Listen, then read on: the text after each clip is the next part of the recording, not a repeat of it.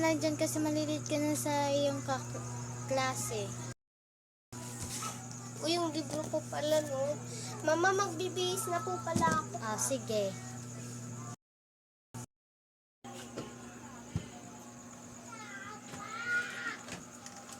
Teacher, paki-open po ng door. Sige, bukas yan.